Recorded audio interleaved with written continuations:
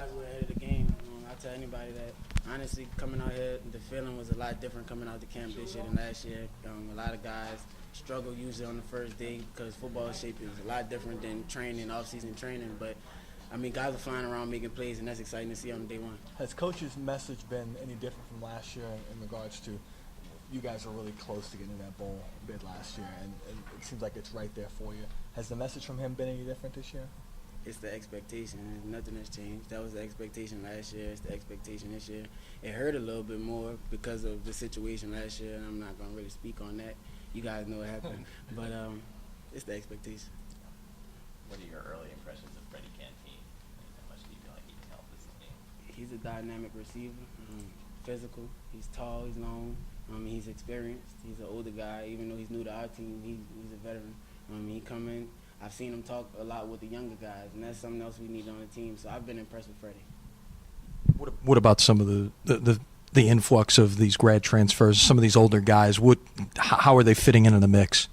I would say that they're fitting in perfectly with our team. Our team is made up of a lot of different guys from different backgrounds, and grad transfers and JUCO transfers bring different elements, and grittiness comes from the JUCO guys. That's one thing I noticed from Dominique Briggs. I mean, he's a gritty guy, and he's brought that to the whole team. Canteen. He went to Michigan, he went to Notre Dame. Some guys like that could come in with a big head. How does he fit in with this? Quiet, level-headed. He goes about his work. And literally, I've only heard him talk about football. So, I don't think he's worried about anything else.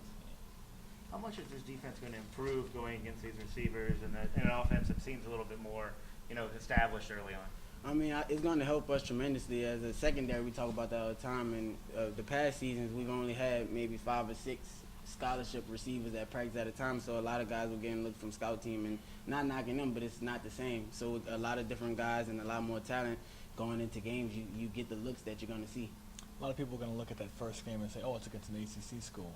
How much can a win in that game set the tone for this season, not only for you guys, but for this fan base to get excited? It'll set a huge tone for us and let everybody know that we're coming out, we mean business.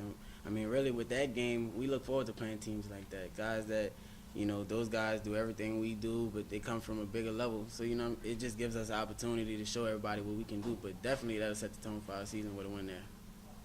Rob, from the cornerbacks, you got Donnie Lewis to step in as, let's say, the CB1. But after that, it seems like Jalen Monroe and Willie Langham are really fighting out for CB2. What do you see in that position battle going on? One thing I will tell you is don't narrow it down so soon. There's a lot of other young guys who are competing for that position. No spot in the secondary is safe. My spot is not safe. Donnie's spot is not safe. Nobody has a safe spot in the secondary. It's day one, but you'll see the talent we have out of those young guys. It makes me look over my shoulder. So, I wouldn't say narrow it down yet.